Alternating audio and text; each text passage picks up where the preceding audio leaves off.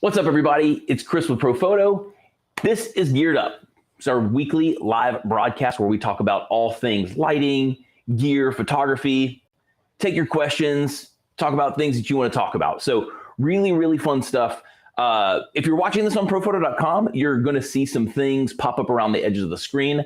So like whenever I say something like a Connect Pro, you may see a Connect Pro pop around the screen. That's just something that you can easily click on and go get some more information. If you want to know about what it is that we're even talking about, you can click on those bad boys. If you're watching this on Facebook or YouTube or Twitter, that's not going to happen. If you don't really want that experience, all good, stick here with us. If you do, head over to ProPhoto.com and watch it there. In the meantime, let's jump into our topic today. So, as promised, we're taking this thing outside. So we pre-recorded our I'll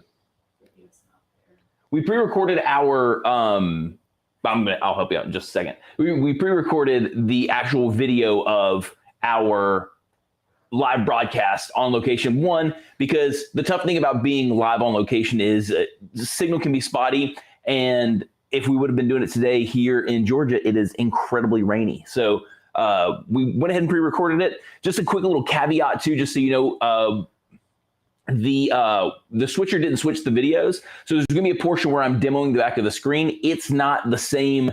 It wasn't done at the same time that I'm actually talking. So the settings aren't gonna reflect it, but you'll understand the concepts. And again, I'm gonna be here in the comment section, taking your questions, talking about whatever it is you want to talk about. And then at the end of the video, I will also be here taking all your questions. So I'm gonna step over here really fast. We're gonna roll this video. Enjoy it.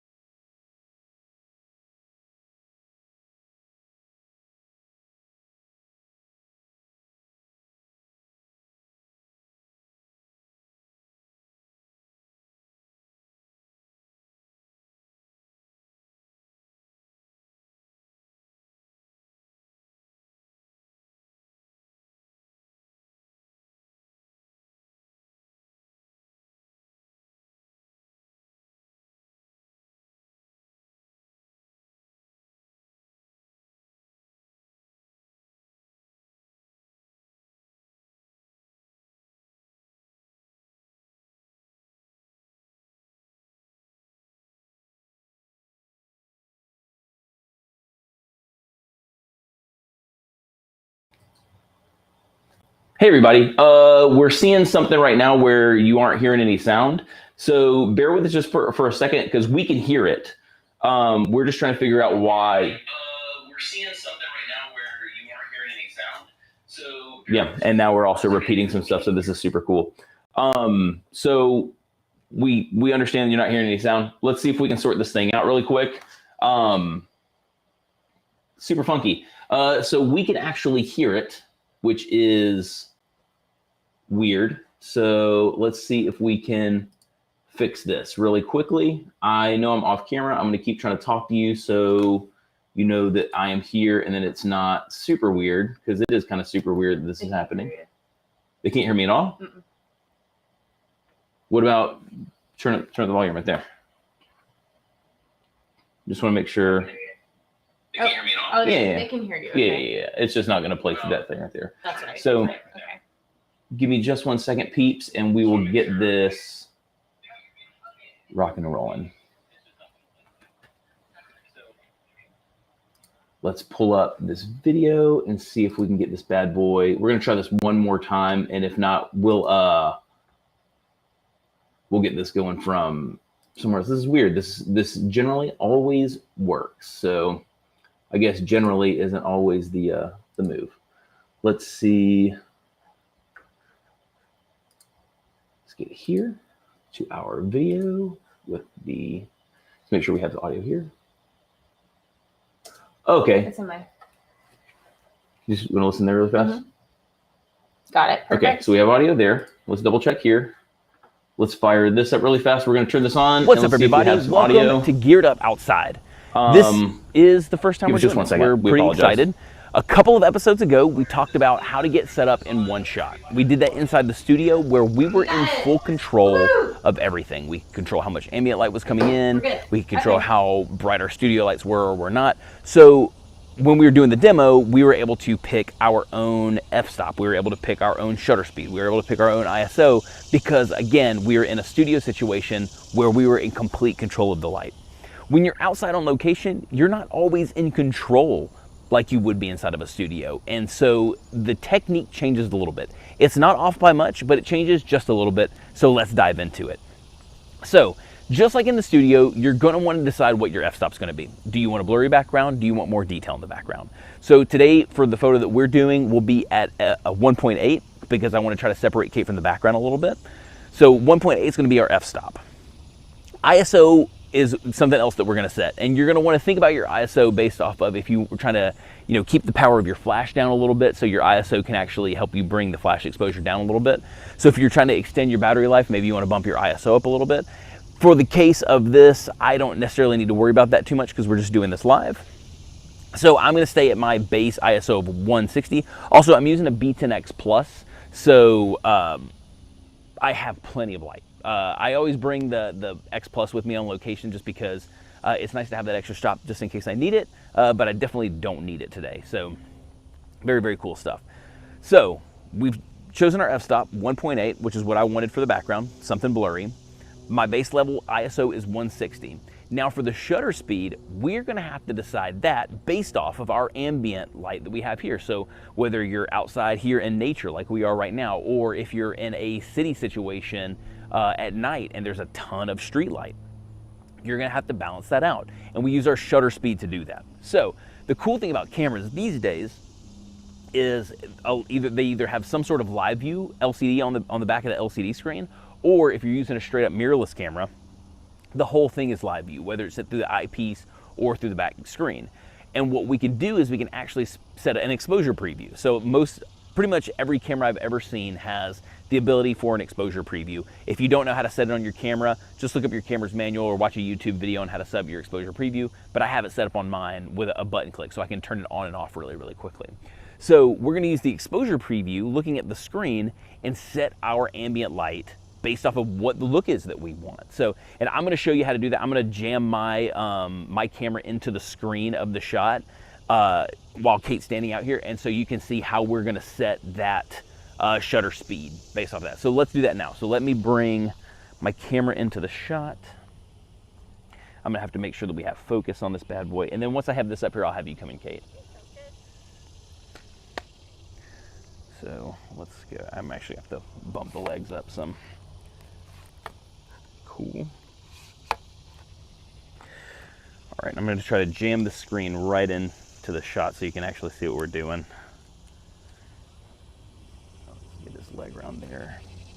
Can they see that? Is it focused? Yep, good. Cool. I'm going to kick it over a little bit so you can kind of see where we're at. So we're going to use the live exposure preview to get this taken out. So can I get you in there, Caitlin? We're up on camera. They can see the camera too right now? They can see the close-up shot of my, yeah, they can see the close-up shot of my camera. So I actually need to aim this thing a little bit more towards Kate so you can see it. And then I think I'm probably above her a little bit. So there, so you can kind of see that. So what we can do is I can use my shutter speed to adjust what I want the background to look like, which is kind of sick, right? So you can decide here, do I want it a little more contrasty? Do I want to bring that background down some? I mean, you could really crank it down in high-speed sync if you wanted to. I think I want to find something maybe a little bit more balanced. Something that's 250. Let's bump it up. I want to go maybe, I think 320 is actually kind of nice. So I will be in high-speed sync, but that's how I'm going to, be setting my settings. So now I'm at aperture of 1.8. You can actually kind of see all my settings down there. I'm at aperture of 1.8. You can see my ISO is 160. You can see that my shutter speed is 3/20th of a second. So cool. I'm gonna move this out of the way. Make sure we're focused here. I'm gonna drop my camera back down to where it was. And then, so now that we have the settings in place, we get to do the gray card shot, right? So just like we did on this in-studio version, we're going to be shooting with the gray card. We're going to be taking a really tight shot in TTL. We're going to flip over into manual mode, and we're going to be in the middle of our session just like that. So, and then from there, we can, from the Connect Pro, we can finesse the power however we feel like, but very, very simple stuff. So that being said, Kate, can I get you over here? So the gray card shot is going to be a really, really tight shot. So now that we've set our shutter speed, our aperture, and our ISO, we have everything looking the way that we want it to look. I'm going to flip my Connect Pro into TTL mode. Kate's getting at her stick marker. Here's what you got. And so another thing somebody asked me the other day whenever we were doing this in the studio is, does my hand get in the way of the gray card? I always try to shoot at an angle away, so like if the light's coming from this direction, I'll shoot the gray card from this direction so I don't get a shadow in there, so I get a clean gray card. So that's what we're gonna do. We're gonna go in really tight, get this gray card. Can they see me, or do they see the camera? They see you. Okay, perfect. So we'll bring up, I'll show you how the exposure on the gray card looks here. Let's drop this bad boy down. So now from here, now that we've taken the gray card TTL shot, I'm just gonna flip into manual mode. It says I'm at a power level of 5.3, and we'll take a shot, and we'll finesse the power from there, and we'll be in the middle of our session just like that, which is insanely cool. So I just need to kind of reset where my camera is, because I definitely moved some stuff around from, here we go, let me kind of scooch over here a little bit. I don't want the tree limb chopping Kate's head off. There we go. Ready, Kate? 3. Oh, let's pull focus. There we go. 3, 2, 1.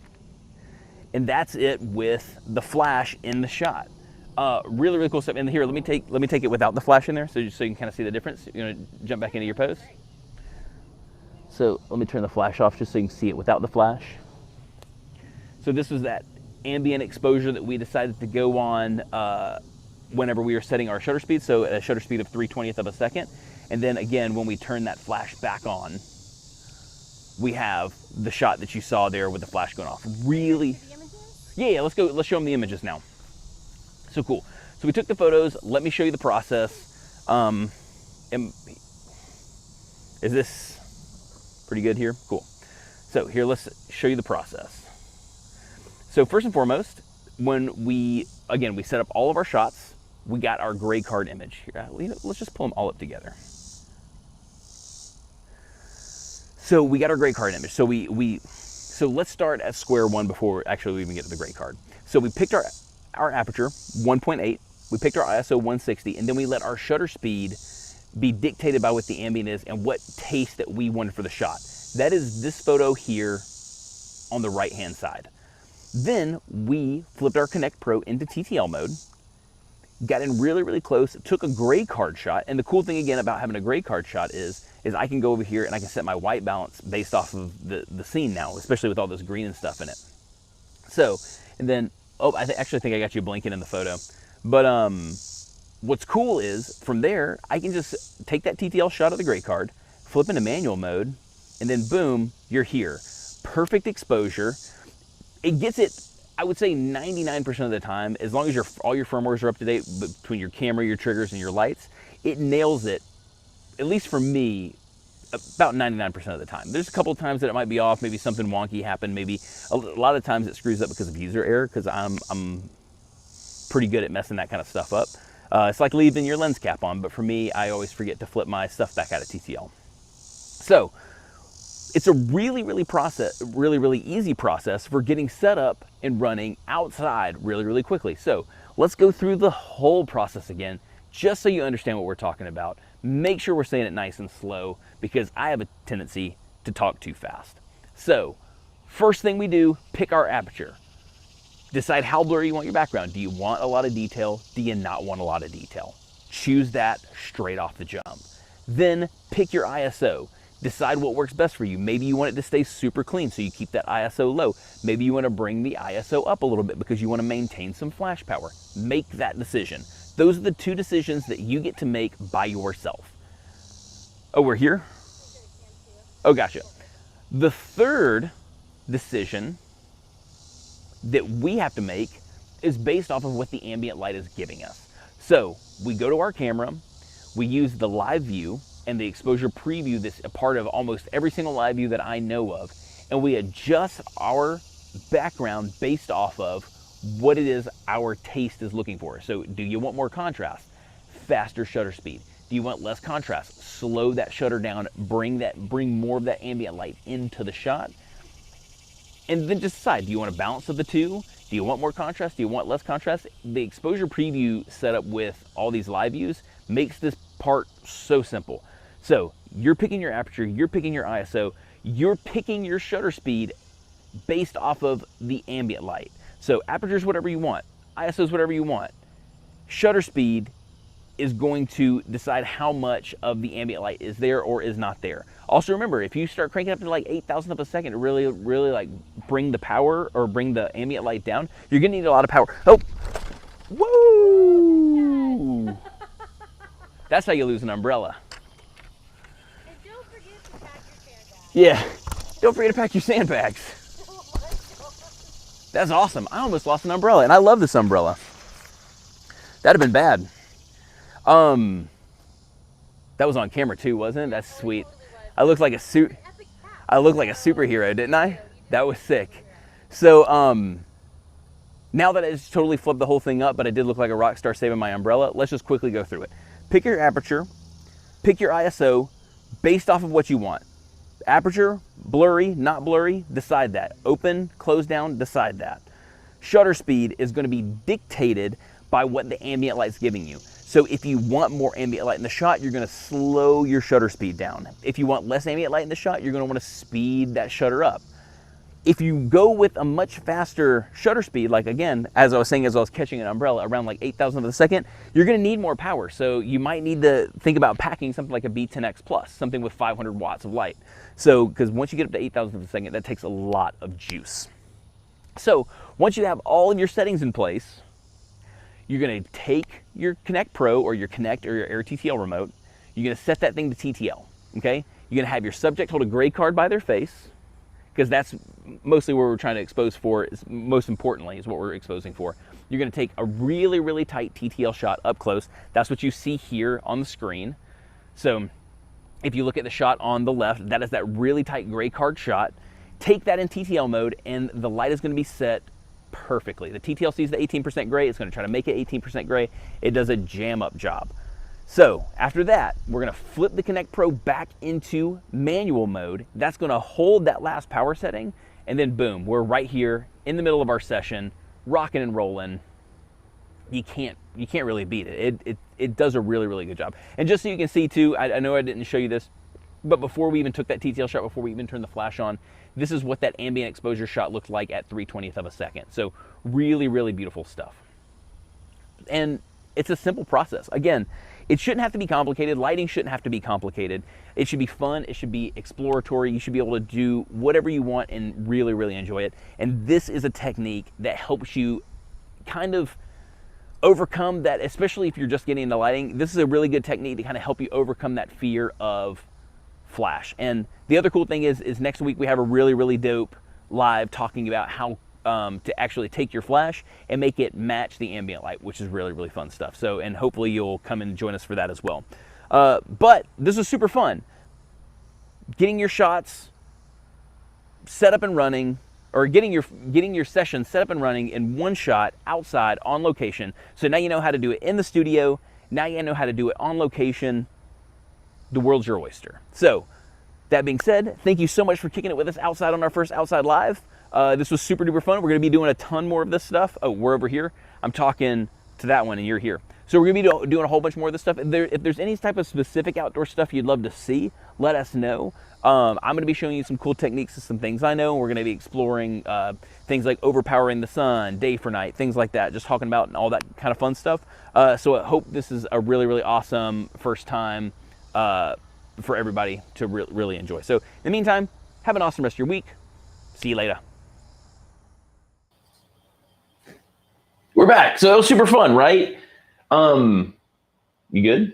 I'm just making sure I can hear you. Yeah. So that was, I think, pretty awesome. Obviously, a couple little hiccups, we got through it. Fun stuff. I mean, that's the nature of live First stuff. live outside. First live outside, which is kind of dope. First And of many. so the nice thing is, again, going kind of through the technique, and I'm going to hang out here for a second in case you guys have any questions about some of that stuff, and I'm going to answer a couple of questions that I saw on the chat. So again, it's just a process of letting the ambient light dictate what your shutter speed is going to wind up being, and having the utility of live view to be able to quickly and easily see that. So again, you're getting to pick how blurry or sharp you want your background with your aperture. You get to pick your ISO. Those are the two things that you have full control. I mean, you have full control over everything, but those are the things that you get to decide. And then from there, you get to use the live view and your shutter speed to decide how much ambient light you actually want into the scene, which is really, really cool. It's a super, super easy technique for setting all that stuff up and kind of understanding exactly what it is that you want your image to be in you're kind of seeing what your image is going to look like before you even take the shot, which is sweet. And then when you layer on that one quick TTL shot with the gray card, it's incredibly simple. So being able to, again, see what your fill light is going to look like just by looking at the overall ambient, taking that quick TTL shot, locking that thing down into manual, really simple. And that's how I work whenever I shoot on location. It gives me the results that I want almost every single time. I might have to play with it here and there to kind of maybe I want to bump my power a little bit to get a little more out of it than I necessarily was. But it's really, really cool stuff. So someone was asking me, how they have a Canon trigger, and they were like, hey, how do I set my Canon trigger to TTL? So the only trigger that we have now that you have to manually go in there and tell it, hey, I want to shoot TTL mode, are some of the original Air TTL remotes. So the new Kinect Pro, the Kinect, the A series, the A1, A1X, and A10, they auto sense that you're in high speed sync, and they'll switch that for you. And then if you want to be in TTL mode, so on the side of your A series, you flip the switch to go to TTL or manual. And then on the Kinect and Kinect Pro, you flip from auto to manual. So really, really easy stuff. That being said, I'm just making sure that I haven't missed any other questions. They want to see us go outside at night with sparklers, which I love. Yeah. Do some slow exposure. So we have a ton. As a matter of fact, someone also said that they wanted learn some more about how to balance your flash and your ambient light, and we're doing that one next week. So while we were on location shooting this one, we went ahead and shot next week's. So if I'm wearing the same clothes, it's because we shot it the same day. So it is what it is. But you wear that shirt all the time, okay? I wear a blue shirt. I essentially live in the color. I live in the color blue, and I live in the color in a hat, blue and black. That's my thing. But we shot that, and that's what we're going to be showing you for our live next week, is going to be how to take kind of what you learned here with just getting set up, and then some other little techniques that you need to know to take your light and make it look like it's invisible. Like it looks natural, but there's just something about it that feels a little more polished. And that's what we're going to be talking about next week. The images came out really, really cool. We'll be sharing the images as this week as we start to line up when we send out the newsletter and everything for the live. But it should be really, really fun. So, but we have a lot of other stuff that we want to do outside. A lot of things that you're talking about with like sparklers and dragging the shutter and doing some other really, really fun stuff. So if whatever you want to see on location, let us know. We'll add it to the docket. We're always looking for cool ideas. I have a big running list of stuff that I could think of, but there are a lot of people out there who are much more creative than I, who may think of something that I didn't think of. Do you see any other comments or anything that I might have missed? Thank you. Oh, hang on a second. Someone said, is the A2 also suitable for this? So yes. So I was at a power level. So there was a couple of times when I was shooting this. So just so you know, the light that I was using, because I don't think I said it, was a B10X Plus. So I did actually say it because I talked about how I like to have that one extra stop of light whenever I'm on location. So I brought a B10X Plus, and I just do it because I don't always know what I'm going to get. So I'd rather have the power than not have the power. But when I wasn't shooting in high speed sync, I believe that I was at a really low power level. I think I was at like 3 or 4 when I was at 1/250th of a second. When I was in that, when we were shooting in the video just then, and I was like, hey, I'm going to go to 3/20th of a second into high speed sync. I believe that my power level was around, actually, you know what I can do really fast? Give me just 1 second. My Kinect Pro should still say what I was shooting that at. So that's kind of cool. So let's see. Because I haven't fired this thing up since that shoot. Kinect Pro said I was at a power level of 5.3. Okay. So the A2 would have been able to do this no problem. If you take a regular B10X Plus, the B10X Plus at a power level of 7.7 is the same equivalent of an A2 at 10, right? So I'm at 5.3, so I wouldn't even been at full power with the A2. I wouldn't have been at full power with the A2 in this shot. So yes, an A2 is more than adequate to do the shot or to take the same photo. Let's see, any other questions? Oh, so someone was asking why switch to manual after the TTL gray card shot. And it's pretty simple. So TTL is trying to look at the whole scene and make it 18% gray. And for me, for example, I generally tend to wear a lot of colors. I generally tend to wear a lot of dark colors. So like navy blue and black. And I always have like this hat covering my face because it hides me, which I try to do quite often. But the problem with that is if TTL sees all the dark colors, it's going to try to make all the dark colors 18% gray, and it's going to probably overexpose my skin tone, right? So the point of switching to manual mode is to get that gray card shot, right? So I have the subject hold the gray card right by their face, right on, because that way I'm getting 18% gray at the face and of just the gray card. So I do that, and then when I flip into manual mode, it's not going to allow the remote to change any more power settings. So as long as my subject and my light are in the same position from one another, I can move wherever I want to move. So like if I want to shoot, the subject from over here, and then I want to come over here, as long as Kate and the light, or in anyone's instance, as long as your subject and the light haven't moved, staying in manual is preferable because you took a gray card shot. You know that this is 18% gray. So why let TTL try to make another decision for you? So, but that being said, if you're shooting something a little more dynamic and your subject is moving to and from your light, then you need to stay in TTL mode because you need that exposure to kind of hang with, and you can just kind of ride your flash exposure compensation up and down if you feel like it was a little overpowered, a little underpowered. It's just one of those things that it's nice to take that TTL shot, lock it into manual, just in case there are some other variables. So like the day that we shot this, it was very, very sunny outside. And then every once in a while, we'd have a little cloud cover come over and the scene would change drastically. Can we pull up my screen really fast? Oh, do you want the computer? Yeah, pull up my computer screen just so I can kind of show them. So, just look at, granted, this is the final shot, but you can see how much, look how the lights kind of drop down a little bit on the background here, whereas here it's really, really bright. The clouds were moving quite a bit. So it's, it was preferable to lock into manual. So again, I generally tend to keep variables down if I can, right? So that's why I switched to manual mode. Cool. Sweet. I don't see anything else here on YouTube. Yeah, everything looks good. Thank you. Cool. Awesome. So this was super fun. So again, next week, we're doing another live outside where we talk about how to take your flash and blend it in with your ambient light so it doesn't even look like you're using a flash. It's a really cool technique. It's really good for people who are afraid of flash because it looks too flashy. And in that live, I explain what too flashy means. And that way we can kind of dissect all of that stuff and give you some techniques that you can use to make your flash blend totally in the background. So in the meantime, I hope you really enjoyed this Geared Up Outside. We're really looking forward to doing a whole lot more. We had a blast with it. I hope you have an awesome rest of your week, and we will see you next week on Geared Up. Peace out, everybody.